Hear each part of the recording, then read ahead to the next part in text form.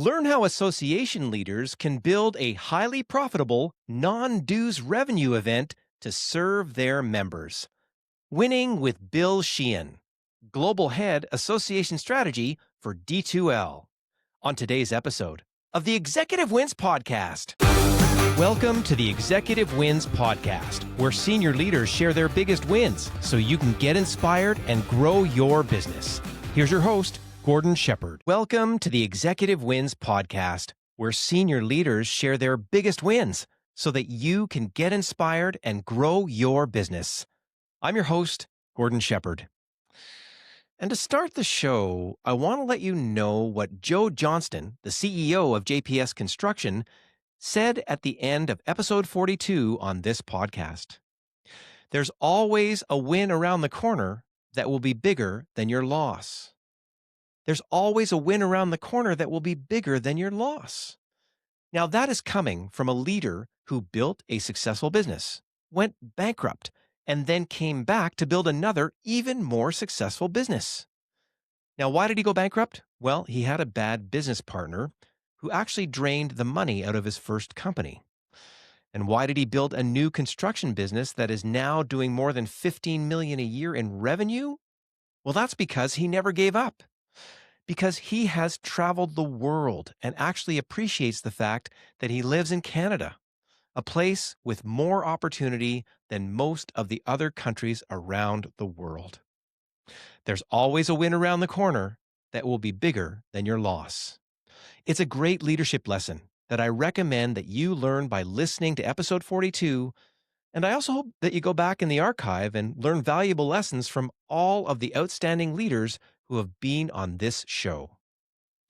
I also want to let you know that the Executive Wins Podcast is the winner of the 2025 Best New Podcast Award in the Quill Podcasting Awards. Now, that is real peer-reviewed recognition in our first year of production.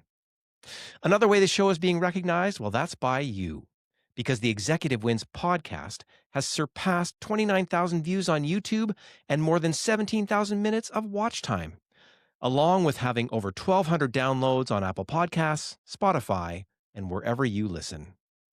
Featuring mission-driven leaders sharing their biggest wins so that you can get inspired and grow your business. Now, that's what you get on the Executive Wins Podcast. On today's episode, you'll learn how association leaders can build a highly profitable, non-dues revenue event to serve their members. Winning with Bill Sheehan, Global Head Association Strategy for D2L. I also want to let you know that today's episode is brought to you by Executive Wins Coaching Services. If you want to level up your leadership abilities with a trusted executive coach and business advisor, then I suggest that you get in touch with me directly. I have helped leaders overcome imposter syndrome, deal with difficult issues, build strong teams, develop effective strategies, and actionable work plans. My approach, well, it's been described as assertively kind, and I often say that because I'm not in the family, I can quickly help a leader cut to the chase to help them find a just-in-time solution to solve short-term issues while ensuring that they always have an eye on the big picture. Here's what Cynthia Annette, board chair for Special Olympics Edmonton, had to say about working with me. Gord has an uncanny gift of being able to read individuals and situations while bringing out their best in a very short amount of time. He helped us to produce great results that are truly actionable. So if you want to work with an experienced executive coach and business advisor who can help you to achieve your goals, then you can get in touch with me directly at gord@executivewins.com or visit the executivewins.com website to learn more. And now on to today's show. We are lucky to be joined by Bill Sheehan, Global Head of Association Strategy for D2L, a Canadian company that provides learning management solutions for K-12, colleges and universities, associations, and more. You can learn about their work at d2l.com. That's d2l.com.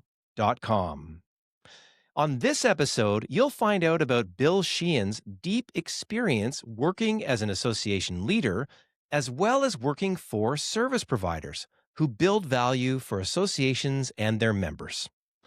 You'll also learn about one of his biggest leadership achievements when he was part of the team that initiated the Confectioner Association's largest expo. Along with that, you'll learn about the ups and downs his team experienced for more than 3 years to make it happen. For leaders, this episode is must listen because Bill shares what it takes to build an event that has generated millions in revenue for that association's members. I also want to remind you that this interview follows a specific format that I created called The Anatomy of a Win to help you learn the strategy, work plan, people, operations, and results behind every business win that you hear on this show. I really do hope that you can use this approach to reach your next business milestone. And now here's Bill Sheehan with his executive win. Bill, welcome to the show. It is wonderful to be here, Gord. It's about time. I know we've been trying to do this for a while, so very happy to be here.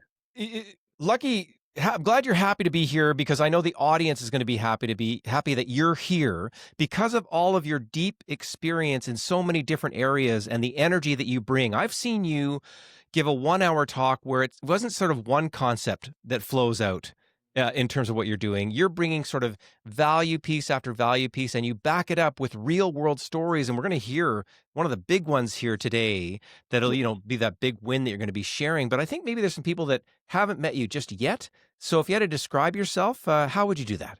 Well, hello everyone. I'm Bill Sheehan. I'm global head of association strategy for D2L, and I have spent my entire professional career, probably a little over 32 plus years, in the association space, in the association nonprofit space. And half of that time, I served as a senior executive, association staff. And then on the other half, the other 10, 12 years, I've been on the supplier or the association solutions provider side. So kind of have a very unique background in that I understand how kind of associations run on a day-to-day basis, and then looking at it from a supplier and services sides, what do associations need to operate more efficiently, more effectively, and really increase their relevancy within the industries they serve. So that's kind of me. I'm the association guy. You're the association guy. Just help me out. D2L does what? What problem do they solve for people? And tell me a little bit about them. Sure. So D2L it's one of the world's largest learning management systems. And we really focus on three verticals. We focus on higher ed. We focus on K through 12, and we have a pretty big presence in the association space. And we provide a platform. It's called Brightspace. And really what it is, it's a platform that allows for learning and education and professional development for associations, higher ed and K through 12 organizations. And really it's designed to be, one, very engaging, but two, intuitive. So it's very easy to use both from an administrative standpoint and from a learner standpoint or user standpoint. And it's really designed to really transform the way the world learns. And we're kind of passionate about that. We've been doing that for about 25 years. And so I kind of run that association space for certification, accreditation, and professional development for associations. Yeah, and thanks for explaining that a little bit. D2L is a serious entity. I mean, you deal with the biggest institutions, you make their learning management systems run well. You've got that deep decades of experience with D2L to deliver on the solution side. So people need to know about that. Somehow we need to know a little bit more about you, maybe about just yourself. If you can let us know, that'd be great to hear. And I'm actually curious now, if you're going to spend this much time on both sides, you're in associations working in roles, and you know what I mean? Like you could have been an astronaut, but you're still in this association game. So tell us a little bit about yourself. Yeah, I've kind of grown up to it. It's a very interesting vertical, it's a very interesting industry. And if you think about it, every association or nonprofit is kind of designed to do three things, and that's to protect, promote, and advance an industry.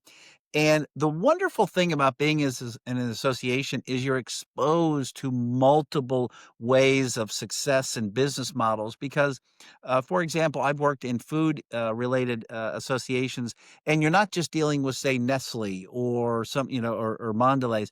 You're dealing with the whole variety from the family owned businesses to the big conglomerates.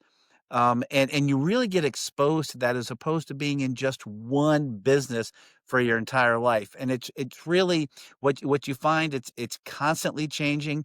There's a lot of inspiration within the industry. There's a lot of dedication to innovation within the industry, and you're kind of part of that as opposed to being in just one.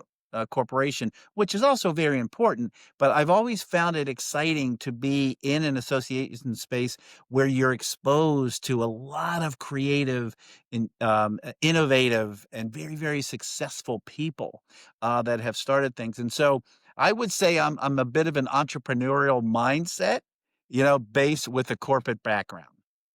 I love it. And it's so fun to think about associations, even where I've done presentations or attended events or that kind of thing. Some of them can be small, some of them can be 90,000 people in Canada. In the States, they can get into the hundreds of thousands and probably larger that I'm not even aware of in terms of association impact. And like you said, an association is an association of a similar type of sort of people. So if I think about the Electrical Contractors Association here in Alberta as an example, it's they got, I think it's a couple thousand members, individual members, but then 800 companies are there. So if you think about just that one alone as an example of a complex scenario where, again, these dynamic approaches that you've got. Well, isn't that great? So you're sort of entrepreneurial, extrapreneurial, whatever that is within the association space. And then if you put 3 decades in, you've got a really neat perspective because your solutioning would be very rapid. You've been there, you've done that, you've been in the room where it happens and that type of thing. So that's really exciting to have you here from that sort of full perspective. Sorry, cross border too, right? Can't all North America. You've had exposure in North America and Yep. the States. Is that fair? Correct. Yep, yep. So D2L, we're headquartered in Kitchener, Ontario, just outside of Toronto. I'm based here in the States in Delaware. But yeah, but D2L itself is a global company. We're in over 42, 43 countries worldwide. Not a small company, have about 1,300 employees. We're still founder led. John Baker, who founded this at Waterloo, he's still with us. He's still leading the organization and still passionate as ever. And that's very contagious within the organization. So you learn a lot there too. I mean, it's John's has been very successful, but very open and willing to really let creativity really breed itself throughout the organization, and is willing to listen. And I think that's why I think we'll get into that, but that's kind of some of the things that really make things work, where you have a commitment from the top down. Now, and those ideas don't start at the top often, right? Sometimes the leaders are focused on other things, whereas the creativity and the innovation starts at a much lower level. Mid-tier could be anywhere from a manager to an assistant manager to, even secretaries and the like. It's just it's phenomenal. If you have a company that's open and minded and very creative like D2L and John is, those ideas will flourish. And then it's supported by what I will call critical thinking and strategic thinking, because an idea is only as good as it is implementable, right? So, and that we're kind of passionate about that here at D2L. So, very excited to be here at Yeah, so D2L. that's great. And it's funny, I had another fellow on the podcast. His name is Randy Valk, and one of the sayings that he said very eloquently and quickly that I just mean to connect here. He said, "Leaders need to be the river, not the reservoir." And Ah, you just described a river of idea flow at all different points, and there's not a block point in there. And so again, if we can take sort of that metaphor in a sense and sort of apply it here, we hear it. Well, that gets us into our first question, which is, if you had to describe your biggest win in the work you do or any point in your career or whatever that is, what would that win be, and how would you describe it? yeah, that's always a great question because it does cause introspection, and sometimes you have to kind of separate and look back. And geez, there's been a lot of things that I can think that was a pretty big win. That was a pretty big win. But one I would say is the biggest, maybe I'm the most proud of, was when I was at the National Confectioners Association. And this is the candy and chocolate. And yes, it is a very sweet gig. It's a wonderful industry and a wonderful association that represents the confectionery manufacturers. And, one of the big ones I had when I was there for a few years, associations are always looking for ways to generate, opportunity for their members, ways to be innovative, and also ways to create non-dues revenue. And non-dues revenue is a very critical, important within the association space. And for those that may not be familiar with what that is, it is what it sounds like. It's any revenue generated outside those membership dues that you pay to belong to, because a lot of those dues don't cover everything. It takes a lot of money to run an organization, and so associations look for alternate ways that are mutually beneficial to the membership and also to the organization. Well, we were in a position at the National Confectioners Association. We were doing very well; things were just fine, but we were looking for ways to kind of grow the industry itself from the what we'll call the consumer perspective. And by that, I mean those who consume confectionery products. But what's interesting is that when you think of companies like Hershey, Mars, Nestle, and Jelly Belly, Wrigley, and the like, you oftentimes they aren't going directly to the consumer, right? They're going through wholesalers and distributors and retailers that have to buy the product. And there was 1 or 2 shows going on in the industry, but it wasn't truly reflective of just confectionery products. And so one day at a I will say at a restaurant, in Boston, Massachusetts, the CEO at the time, a gentleman by the name of Larry Graham, who was phenomenal, very innovative, was wonderful to work with. He's very open-minded too, very, very bright guy. We were sitting in a restaurant and we were at a confectionery, but also there was other products in there. There was even tobacco products and there was other, paper products and stuff that were sold into distributors and convenience stores and the like. The candy industry wasn't solely represented, and I said, why don't we create our own show that's just all candy? Let's just think about that." Larry said, "I love that idea." He did something similar in another industry. He said, "Yeah, this would be great." So we started to think about, okay, how do we just design a trade show that is just representative of confectionery products? That would be great. Well, now who's going to come to this? How would this be successful? Right? Because right now you have wholesalers. That's not necessarily who we wanted to invite initially. We wanted the candy buyer, and the candy buyer at convenience stores and supermarkets and the big box stores where a lot of confectionery is sold oftentimes is not the highest person on the totem pole. It's those who are generating the paper towels, the coffee, the things that are. So we said, there's no way we could get these guys to come to a show, right? Because they can't go to the boss and say, I want to go to this show in Chicago, right? For a few days. They're going to, that's a boondoggle. No, get back to work. So we said, let's take all those obstacles out of the equation. And it was kind of, the emergence of what we called a hosted buyer conference, where we said, "Hey, listen, we'll pay for the buyer to be there. We'll pay for his airfare, we'll pay for his registration, and we'll even pay for his hotel." They can't say no to that. It's not costing him anything. You'll be out of the office maybe 2 to 3 days, not a big deal. Well, when we did that, there was also some obligations that those buyers had to meet with at least 5 or 6 or 7 confectionery companies, right? So we needed to, and if they didn't do that, then we'd send them an invoice, right? So we needed to make sure it was a good meeting. Well, to make a long story short, the idea caught on very well. We had our first one at the Navy Pier in Chicago.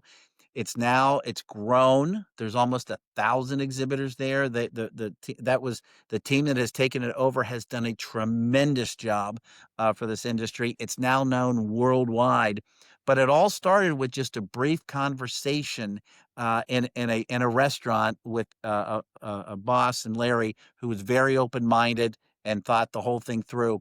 And I look back on it now, and it now is probably one of the biggest things the National Confectioners Association does is put on the show. Now it's called the Sweet Snacks Expo.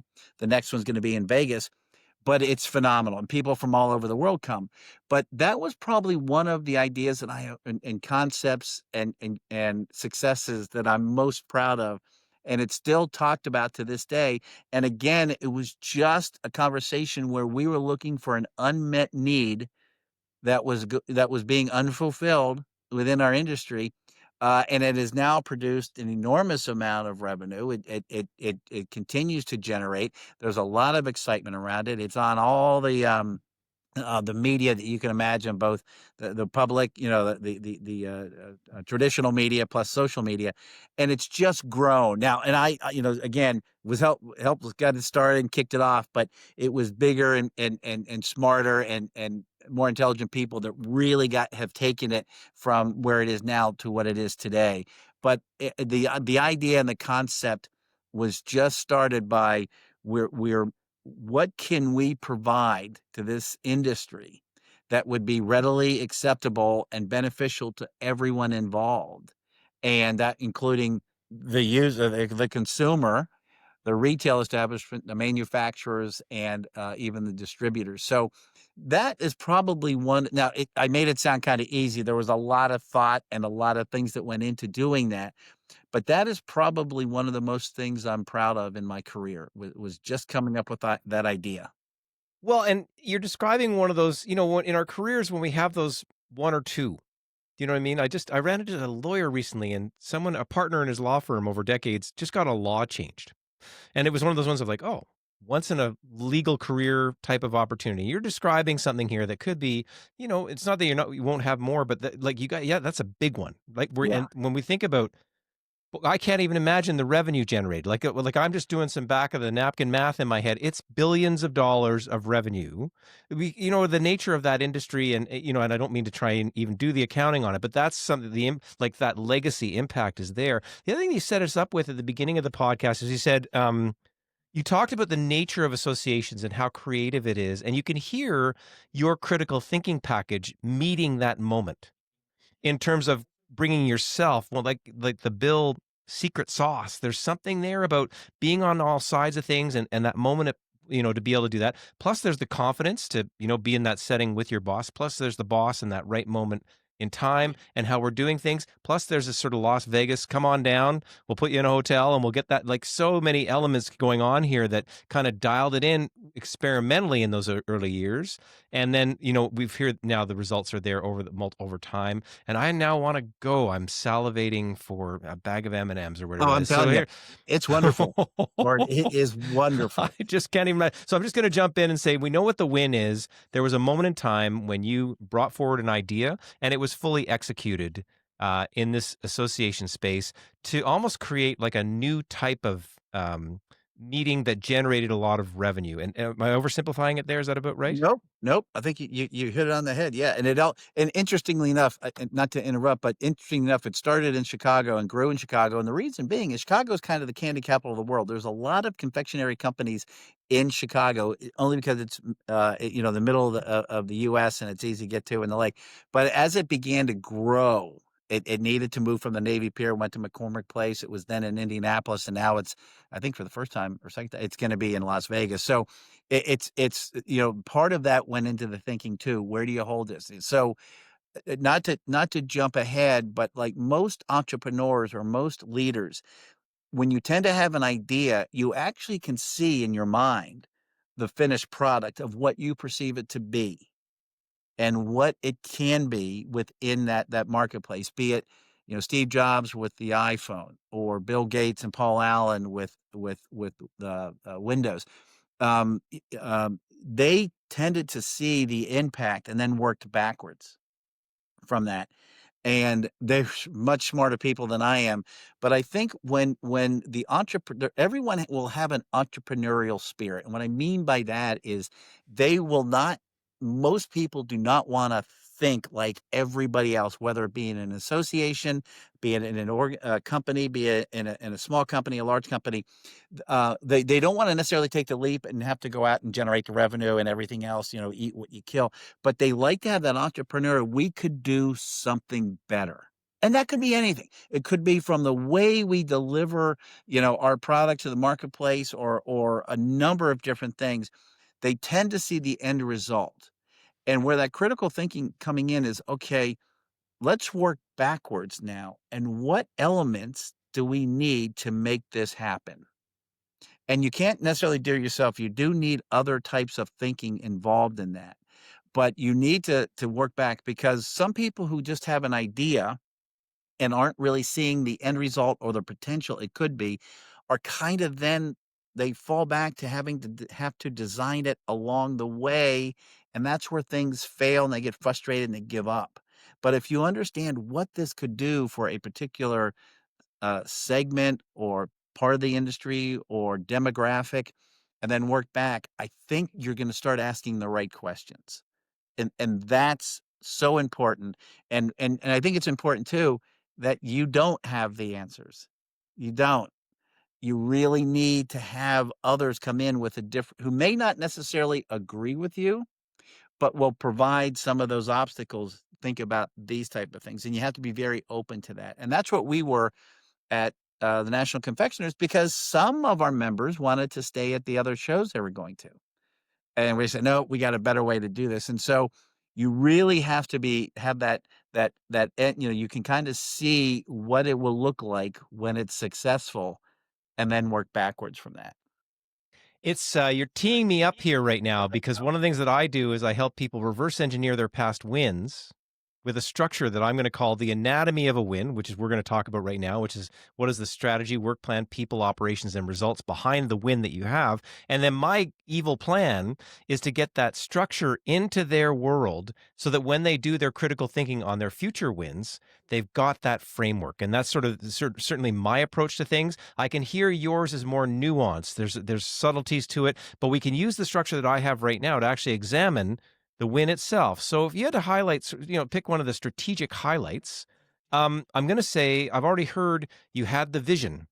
You knew Mhm. what it could become. So when we think about strategy, vision, mission, values, goals, that kind of thing, you had the vision. We know this can be big, but also there's a discipline in there to be humble, to be open to various inputs, to allow that thing to occur. And then again, along sort of the goal piece and what that was for you, how would you describe the strategic highlights that made this win occur?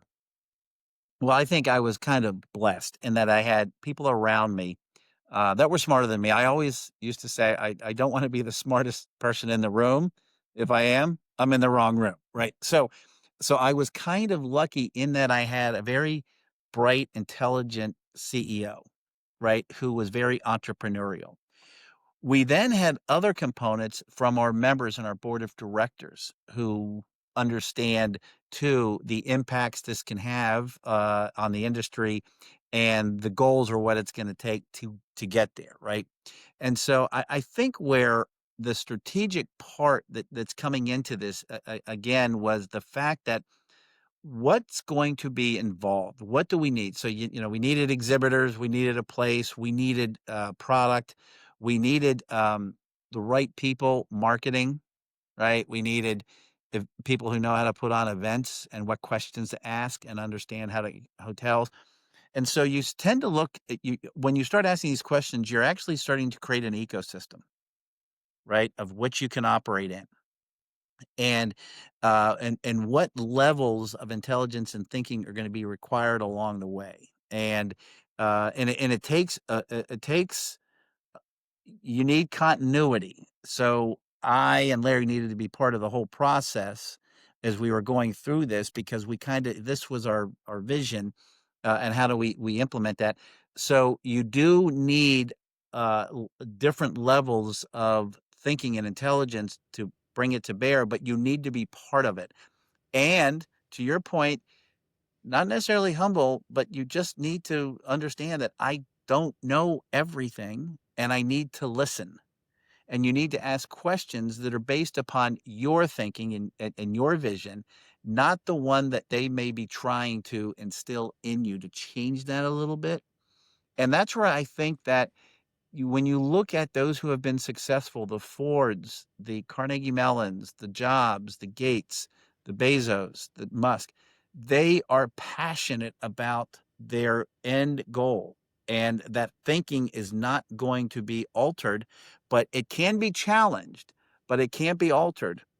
And once it's challenged, it only gets stronger and wider as well. So the thing about it is you do have to be able to listen and not think that you know everything for that. So that strategic thinking is again being passionate and committed and dedicated to your vision, but understanding that you're going to have some influences that may disagree with you on that, but it will open up things for it to allow you to grow and be a little bit more successful quicker. Well, and So, there's a lot of moving parts in what you're trying to pull off here. You're saying, well, we're going to pull off this event. How many people were at that first event that you oh, I'd probably executed? yeah, probably about, 7, 8,000, 9,000 people. So And 8,000 people. I'm just going to put that number at like just that's congratulations. That's remarkable. Hey, we're going to do a new thing. We're going to get 8,000 of our best friends to come hang out and look at our and follow our pathways to Mhm. revenue generation for the people that we serve through our association. I mean, that's just pretty stunning to get that to happen. And when I say in your strategy, you were mentioning all the different moving parts. You've event planners, hotelers, travel bookings, the people themselves, understanding the clients and what they were looking for. You're in, you're not in. We're aimed here. We're doing that kind of thing. The strategy you can hear was very well fleshed out, early on with some bright minds. And you said there's other people in the room influencing that along the way, but there's many, many people involved in to get 8,000 people anywhere to pull this off and get that to happen. That's just so strategically, we've got a good feel for the bright minds that are in there, how things were getting done, sticking to your vision, a la, this is the way where there's always a through line. There's always a spine to making sure that it does get done. Not that there's not going to be inputs. And that was very, very clear. Great. Anytime we have a work plan, anytime we have a strategy, we need a work plan. There's a moment. You said you were in Boston. You were at a table in a restaurant or wherever you were. That's like a first kind of moment. And then from that moment, how many months or years till the 8,000 people showed up and put yeah. on their name So badges? yeah, so and that this period of time, it was almost 3 years, and here's why that took. And really, and I'm not just saying this truly was how it happened. The idea was on the back of a napkin. We just talked about the floor and how it would look and the like, and we talked about who would be there, and that was in the early 90s. Um and it went on the back of a napkin. This was before the internet was coming on and everything was on the back of a napkin, right? But, yeah, so what happened, what we had, initially got the 8,000 people, and now it's grown substantially and significantly larger than that. But really, when you think about how when you're putting this together, and how you get there, it took 3 years and a lot of planning because there's things in the market, whatever you're trying, whatever that vision is, and in this particular instance, it was the All Candy Expo. There are other events out there, and the member or the exhibitors who we wanted there were committed. They're committed to these events in years. It's sometimes it's 2 or 3 years, in advance where they have to commit to these, and it goes into their budget. When we're coming into something and saying, "Oh my goodness, this is gonna cost you an additional amount of revenue that you had not forecasted," that takes time. And that was uncovered, right? That was part of these what we learned along the way is, "Oh, I we thought maybe we could do this in a year or 2," but no, they're committed, because there was, events going on all over the world. They were committed, and so we had to adjust our plan a little bit. Not that it was wrong, it was just has to be adjusted, and so then that affects everything else along the way. For example, the venue, right? We can't do it this year, we're gonna have to probably do it this year, right? Those type of things, and that affects all the other, areas. So when things change and a new challenge or obstacle is put in front of you, you gotta remember, I better look back and see what is this gonna affect on other things as well, right? It's not just we'll fix this here and move on. There's some domino effects that will be affected. So that's why it took about 3 years, because and we had everything in place. We had a heck of a game plan, right, in place, but it took longer than we wanted it to. We really wanted to do it within 2 years, and begin that, but Well, it took because on napkin day, do you know what I mean? It's like, oh, let's get this up next year. It'll be awesome, that kind of thing.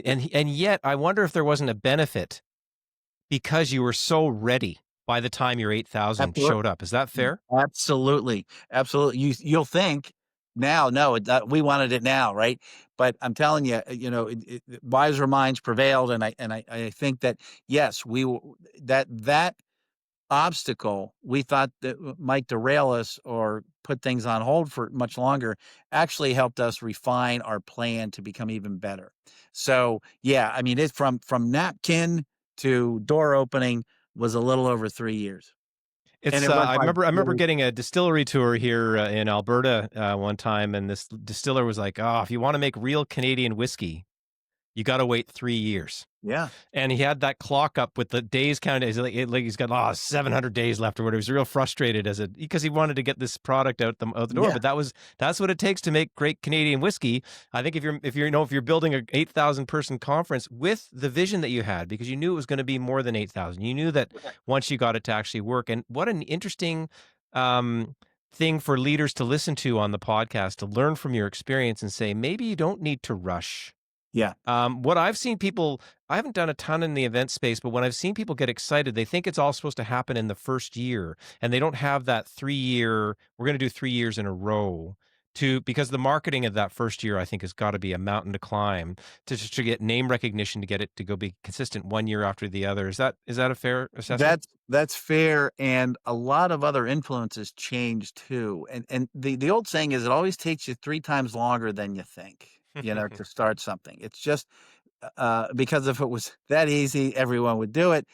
But the idea, I think, too, and it's okay for an entrepreneur or a leader, to be a bit impatient. That's okay because it does keep you focused. What if we need to hit this number, what do we gotta do? If you see in the back of your mind, "Oh, I know it's gonna take 3 years," well, then things change. Your whole momentum changes, your whole commitment changes because 'cause you're basing it on something.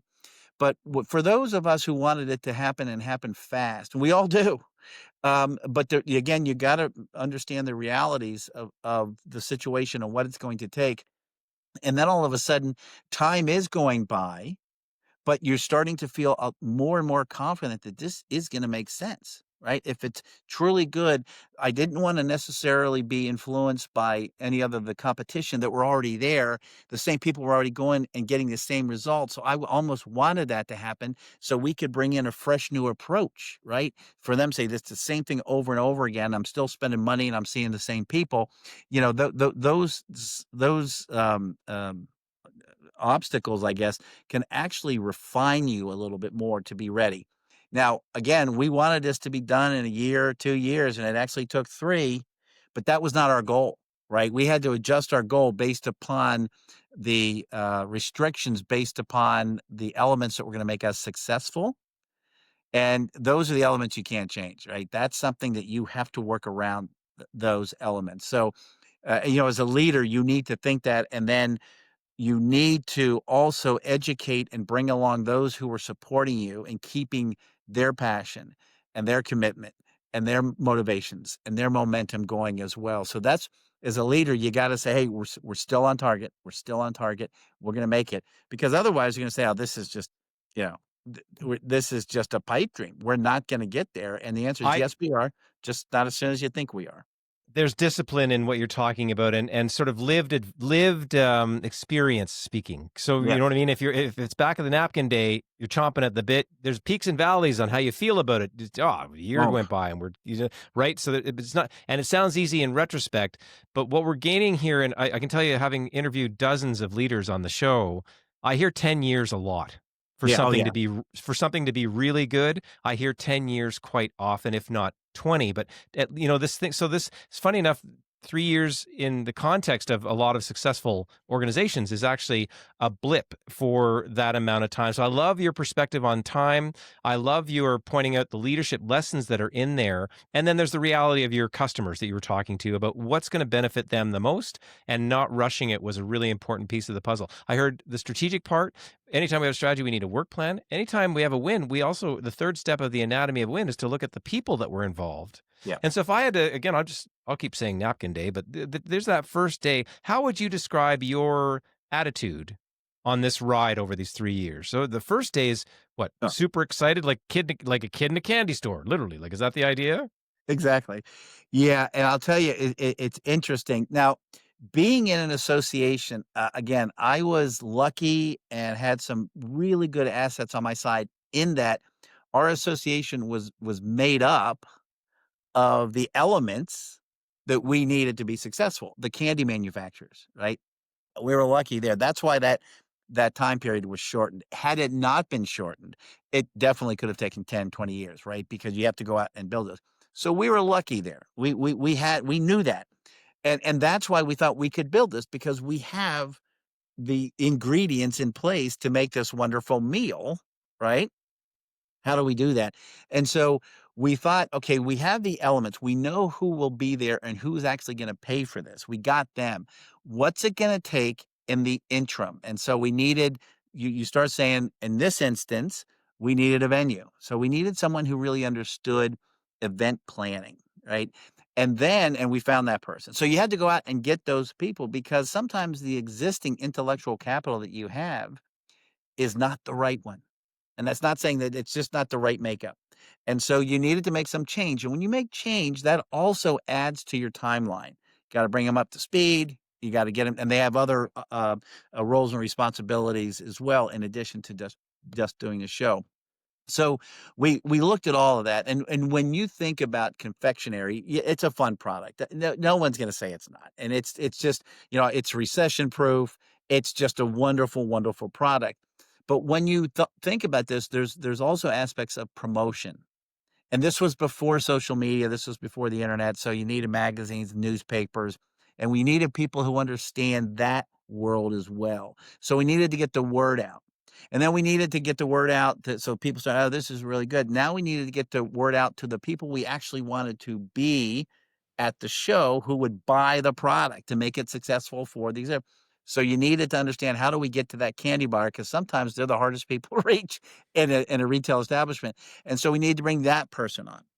So that was all brought up, and that was having conversations with, part of that chain, of that supply chain, if you will, along the way, all the way from, let's say the show's going to open up. It's going to be wonderful. We're going to have a ribbon cutting ceremony. We're going to have the mayor there. We're going to have all of this.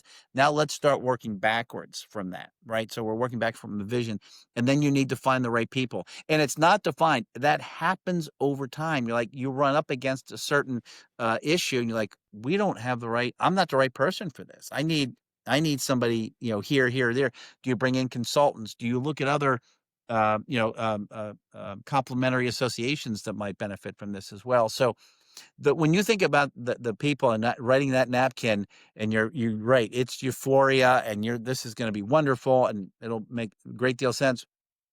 As the days go by, you start thinking, we're going to need a bigger boat, right? We just need a bigger boat to make this happen, because this is going to be bigger than, pardon all these analogies, but bigger than a bread box. But we need to really find the right ingredients that will be necessary to make this successful. And then once it is successful, sometimes the hardest thing is keeping it successful, right? Because now you have other competitors coming in saying, "Hey, if they can do it, we can do it." That keeps you on your toes. You kind of need that competition, but finding the right people is huge without losing the initial intellectual capital that want to create the idea. And that's why Larry and I were always, talking about succession planning. What if we got hit by a bus? And then you need to kind of begin to transfer that knowledge just in case. So there's a lot of, but you don't know that when you're on the back of the napkin. Back of the napkin, you're like, all we need is a little sunshine, and we're good, right? This is good. It's a happy day, but I can hear the ride that you went on. By the way, I'm right with you. We had a bread box when I was a kid in the 70s, and I do know Jaws, and we need a bigger boat for the folks that don't remember that. I'm just right with you in terms of the time zone that we're talking about for our metaphors. It's so good. So I love it. So we hear a bit of the ride that you went on, euphoria, which then, oh wait, we've got to get some capacity in here. So we can hear a bit of the peaks and valleys that you traveled on yourself. Your boss, you speak well of at that Oh, yeah. time. How would you describe his attitude from Napkin Day on through the process? Oh, it was absolutely on point. He never lost it. His passion was there too. You could see that he kind of had a similar type of commitment to this as well, and so. And he was had a little bit more experience. He had a lot more experience at the time than I did. That he brought that to bear, but just a very bright, intellectual human being that was also very people oriented. And so people just, his energy was contagious, and his passion was good, and he had to really work two sides. He had to work the board of directors, which is made up of the owners and creators and entrepreneurs in this industry who created big candy companies that are worldwide. So he needed to convince them, and then he had to switch and convince the staff that this is the thing to do. We're not going to be doing things the way they always were. We're going to be creating something brand new. And so his passion was there too. And again, that's why I say I was kind of lucky in bringing this to fruition because I had the right things in place. And I think had I not, I probably would have said I believed in it so much that I said, let me see if I can't take this elsewhere, right? But I never thought that, not with Larry. I mean, we really were in alignment a lot of the way, right? Well, A and thank lot you of the so way. much for the nuance. So, right, if you're your boss, you have to walk into the boardroom. Then they got to deal with you, and then he's got to deal with the staff. The Mhm. confectioners, again, I don't know the accounting. These are serious players in large industries, global industries. When you're talking about moving the volumes and dollars that they would in total sales and that kind of thing, so it's serious business. Like it really like to pull this off and make it better. And here you are creating almost not a new way to revenue is what you Mhm. were helping them to that was the design and so they were you had their interest and then you're building this out over time. So we've heard a lot about the strategy, the work plan. We've got a good feel for many of the players that are involved, which is kind of fun. The fourth step in the anatomy of a win is operationally. To get a win, we need to pull things off. You've been referring to quite a bit of it along the way. You said, you know what, Mhm. we need the right event planner, we need the right space. We're going to deal with travel. We're going to deal with compensation. We're going to sort of have ways to manage information, ways to put people together so that they get the contact information that they need. There's some of those operational highlights I've heard along the way. Any other, maybe one or two other operational highlights that made 8,000 people show up and have fun? Yeah, I think operations. You're right. I mean, the only reason this was successful is because we had the right operational people in place, and we had fits and starts with that. Don't get me wrong. We weren't right 100% of the time, and that. But the operations are really the defining factor because if it can't be done operationally, it really can't be done. And so that's why I go back to my, an idea is only as good as it is implementable. And the operational side of things sometimes is the most mundane, but the most important, and you can't lose sight of that. You can't lose sight of that, because very few people's DNA is made up that I'm really good at numbers, I'm really good at coding, I'm really good at marketing, and I'm really good at presenting. Very few people have those 4 interlocking pieces together, and the ones that do, we know them. That's the Steve Jobs and the Elon Musk and the like. So the the operational is something that is part of the DNA. It's part of every step of the way. Is this operationally doable?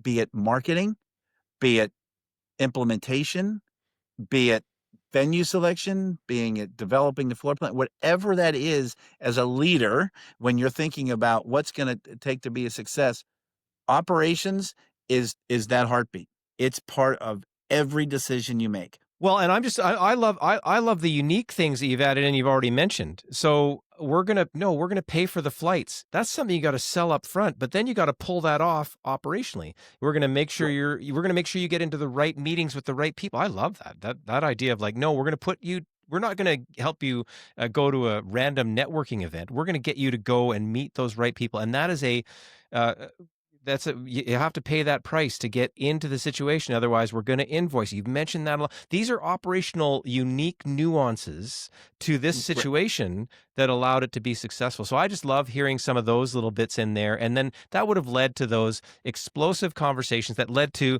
I mean, revenue results, long-term relationship results, all that good stuff, which then allowed it to have that basis to grow. I love your way of expressing that in terms of the criticalness of the operations, but also then these operational uniques that I've Yeah. heard throughout this story so far. That's pretty cool. So we Yeah. got the strategy, the work plan, people, operations. Finally, there's results. And so in results, we have quantitative results and qualitative results. Quantitatively, there's 8,000 somebodies that are in a place.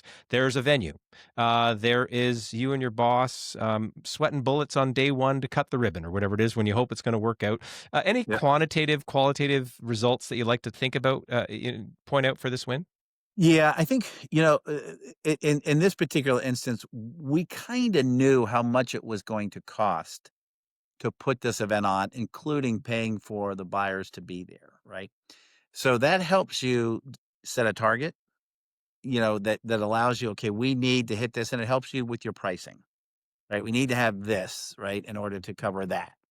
And so from that standpoint, I think and Larry, brought into that, with it, he had a legal mind, but also very bright, and he was in the association space too. And it, like I said, it costs a lot of money to run an association. So we knew what costs would be incurred and what that end result would look like, and then how do we price it to get there. So quantitatively, I think we were pretty successful.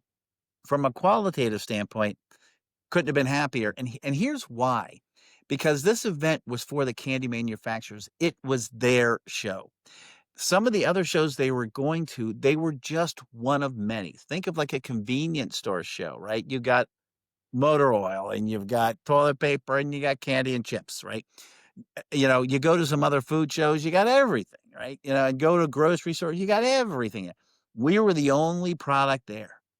And so they had a say in that too. And what we didn't know at the time, we understood that, hey, yeah, you can help design this, but when it was their show, they became attached to it. Their magnetism became, this was their show. This was our show. And we were all working together. And so whether we wanted to or not, we just created, you want to talk about that river versus a reservoir? That river flow was all in one direction and strong. And so qualitatively, we almost had them design what their return on investment or return on value was going to be if we can meet with these 5, 6, 8, 10 candy bars.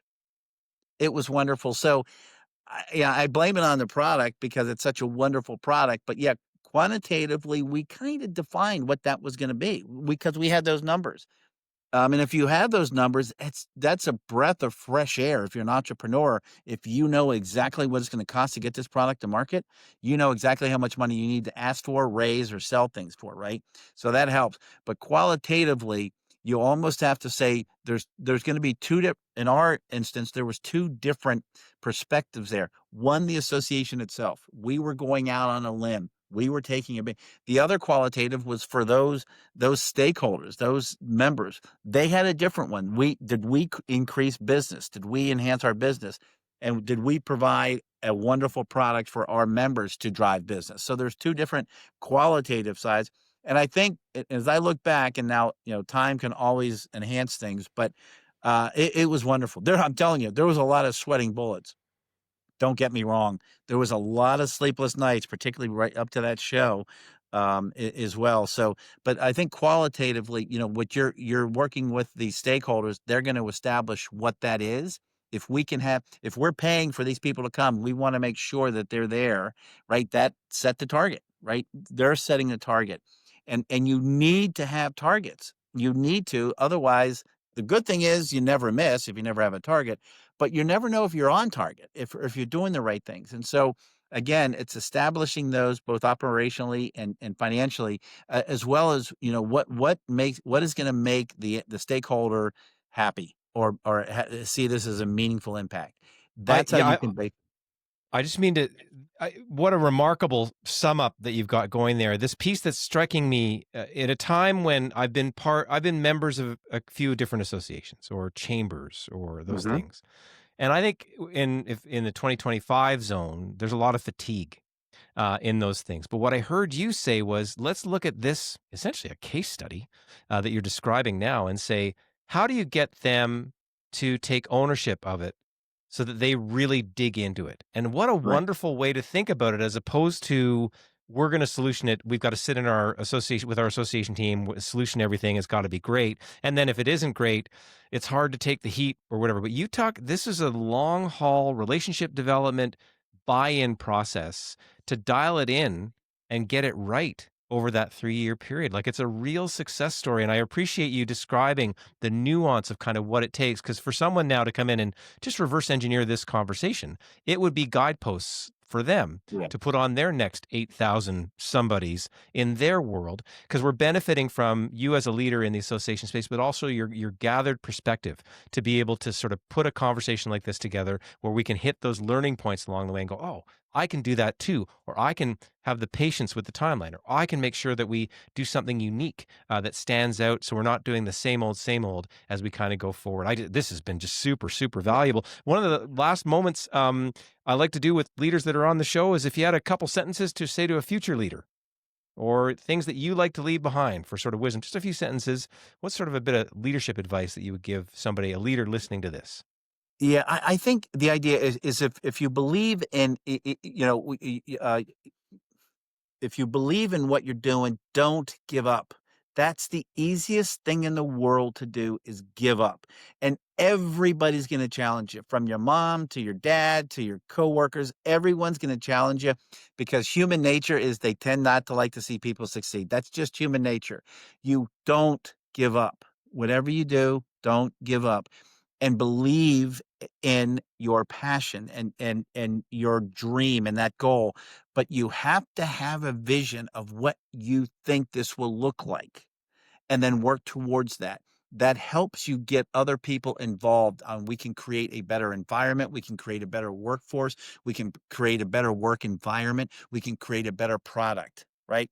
And you have to explain that to them, and then they'll come along, just like it happened in the confectionery. All the exhibitors were in alignment with this, right? It just helped you get there. If you're constantly getting pushback, you're either talking to the wrong people or you need to tweak your vision a little bit. So Don't just don't give up. Don't give up. That's the don't give up. easiest thing to do. And how lucky that you put in the 32 years for us to be able to give an eloquent interview here today, because we're benefiting from the combined critical thinking package that comes from that. Wow, what a great gift here today, Bill. I just want to say thank you so much for being on the show. This was my pleasure, Gord. Thank you so much for this opportunity. Find the right people, be open to input, and ensure that your vision is achieved. That is how Bill Sheehan and the team that he was on built a highly profitable event that their association members absolutely loved. Thank you, Bill, for your sweet win. Now, if you enjoyed listening to this episode, then make sure to check out our upcoming episodes, which include how to successfully write your first business book, winning with Carly Cunningham, CEO of Big Bold Brand. And if you're a leader who really wants to learn how the Executive Wins coaching session can help you to grow your confidence and inspire your team, then visit executivewins.com to learn how. You can also subscribe to the Executive Wins monthly newsletter to stay up to date on the podcast, live events, education opportunities, and more. Visit executivewins.com/newsletter to sign up. And if you enjoyed today's episode, be sure to rate, review, and subscribe, and share it with a fellow leader. And don't forget to check out our resources and links in the show notes. And keep listening to the Executive Wins podcast for more inspiring wins that will help you to grow yourself, your team, and your entire business. Thanks for listening to the Executive Wins podcast. Make sure to rate, review, and subscribe as we bring you more inspiring wins from outstanding leaders so you can grow your business.